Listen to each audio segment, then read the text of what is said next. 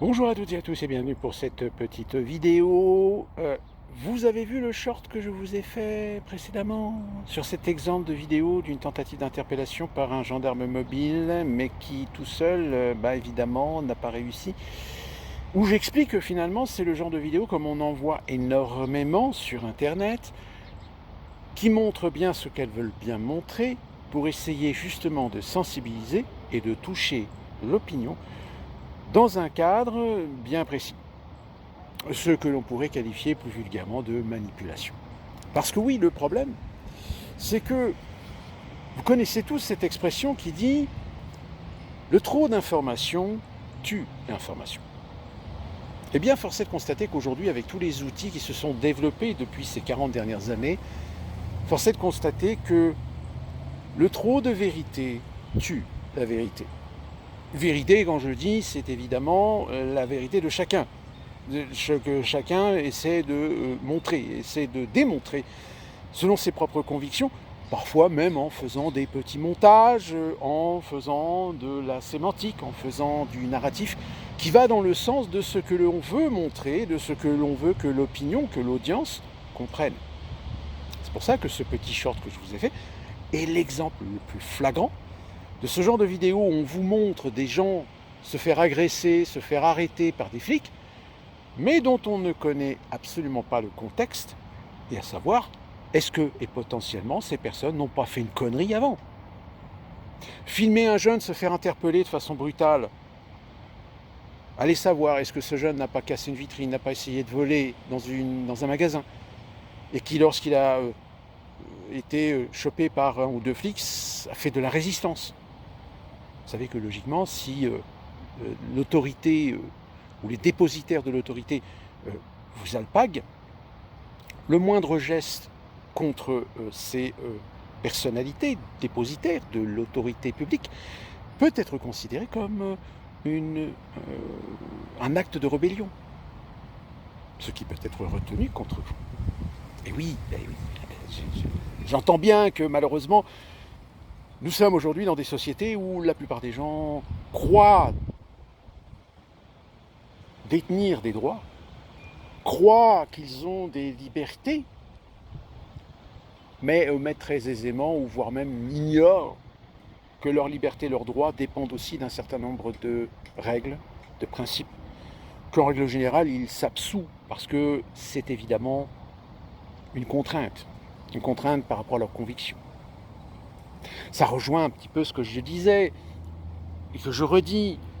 Personnellement, je ne comprends pas comment des parents peuvent emmener leurs gamins dans des manifestations où l'on sait qu'il peut y avoir des risques de débordement. C'est totalement irresponsable. Eh bien, ça rejoint exactement ces gens, ces multitudes de gens qui filment dans une ligne de front, dans une manifestation. Qu'à la limite, quand on vous dit qu'il y a des manifestants, le problème c'est qu'on ne les voit pas, les manifestants, on ne voit que ceux qui filment la manifestation. Alors une multitude de gens, alors certains sont peut-être très honnêtes, certains vont pouvoir montrer les vidéos, d'ailleurs certains le font en live. C'est-à-dire qu'en live, là, tu peux pas couper au montage. Si ça dérape, tu as l'intégralité du contexte. Sauf que malheureusement, des gens qui filment, des gens qui s'autoproclament ou qui s'improvisent journalistes, il y a un peu de tout et n'importe quoi.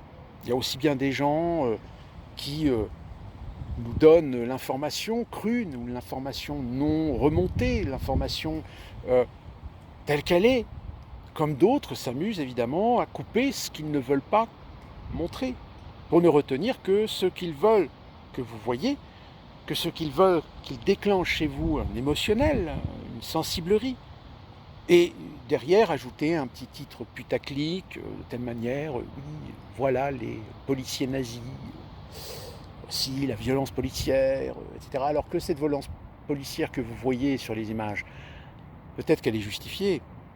Elle est justifiée parce qu'elle s'attaque à un individu qui a été réfractaire, un individu qui a tenté de frapper, qui a tenté de blesser un dépositaire de l'autorité de l'État.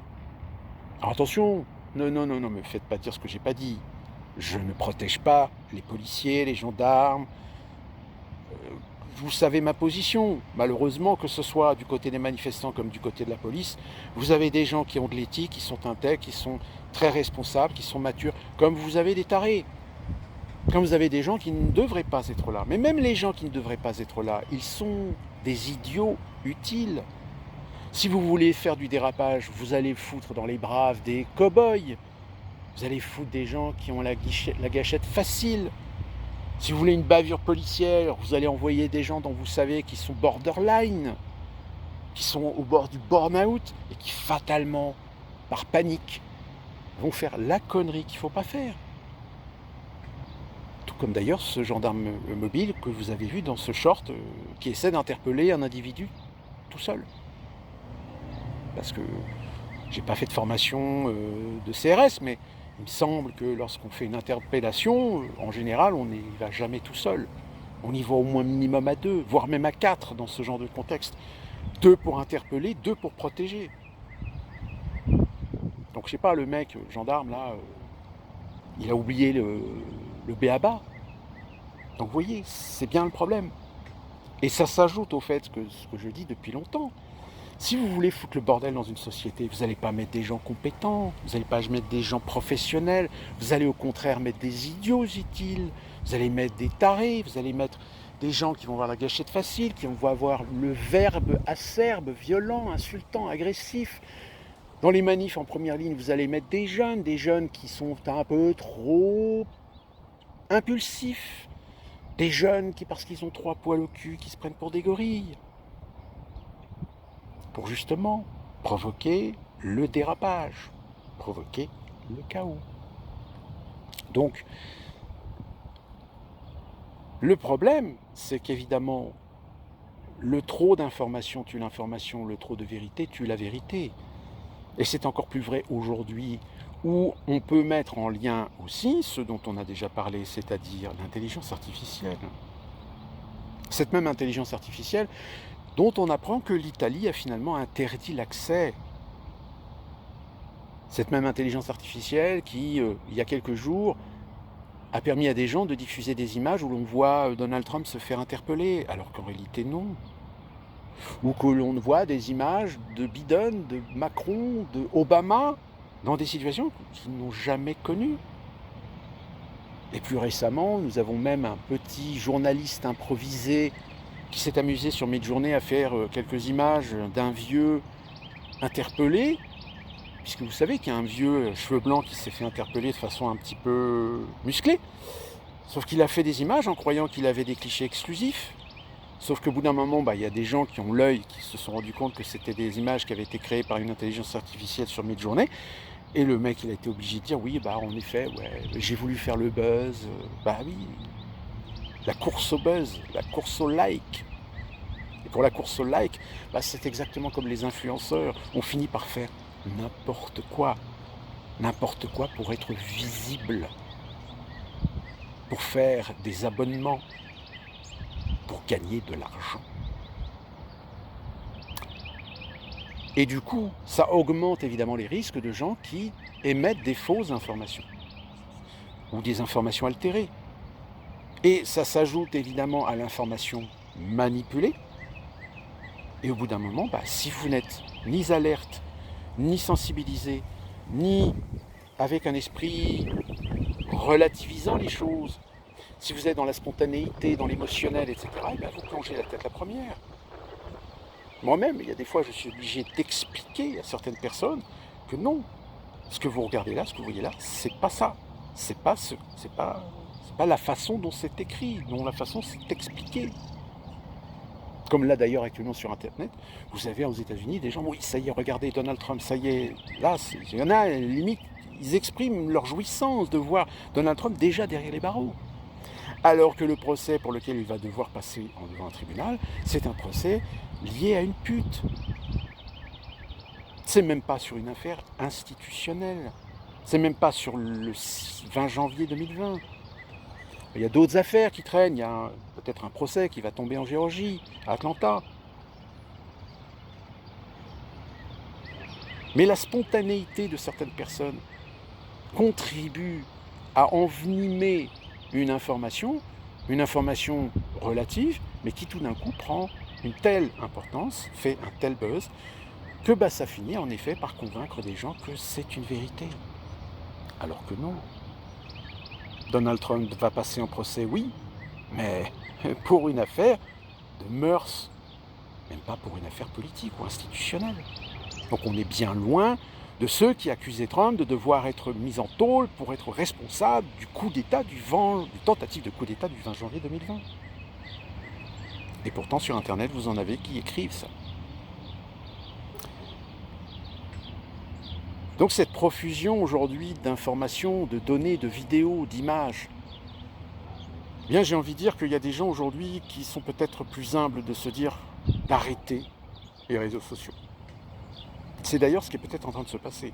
Beaucoup de gens aujourd'hui sont en train de prendre du recul et arrêtent de croire tout ce qu'on dit dans les réseaux sociaux. Que la mentalité commence à changer. La preuve en est, c'est que je vous ai parlé des youtubeurs français qui apparemment commençaient à être devant en face des problèmes. Oui, ça commence à remuer un petit peu dans le milieu du game youtubeur, influenceur français. Parce que les codes qu'ils ont usés, qu'ils ont bien utilisés pour faire leur business, ça ne dure qu'un temps. Ce n'est qu'éphémère. S'ils ont eu le succès hier, demain ils vont devenir has-been. D'ailleurs, on n'a toujours pas de nouvelles de McFly et Carlito, on ne sait même pas quand est-ce qu'ils vont revenir. Donc méfiance. Méfiance d'autant plus qu'aujourd'hui, je vous l'ai dit, il y a peut-être des Français qui aujourd'hui sont en train de s'organiser. S'organiser en maquis, s'organiser en résistance. Alors attendez-vous bien une chose, que si vous avez des gens sur Internet, sur YouTube, sur les réseaux sociaux, qui vous disent oui, qui font appel à la résistance, qui font appel à des mouvements, etc., ne prenez pas au sérieux ces gens. Parce que ceux qui veulent véritablement faire la résistance, eh bien je peux vous garantir qu'ils n'utilisent aucune technologie. Ils n'utilisent ni l'Internet, ni les réseaux sociaux, ni même des téléphones portables. J'espère que l'exemple de cette pauvre dame qui s'est fait interpeller parce qu'elle a traité Macron d'ordure est un très bel exemple de ce que malheureusement aujourd'hui, eh bien de plus en plus, les filtrages des algorithmes feront qu'ils pourront identifier tout ce que vous dites, tout ce que vous écrivez.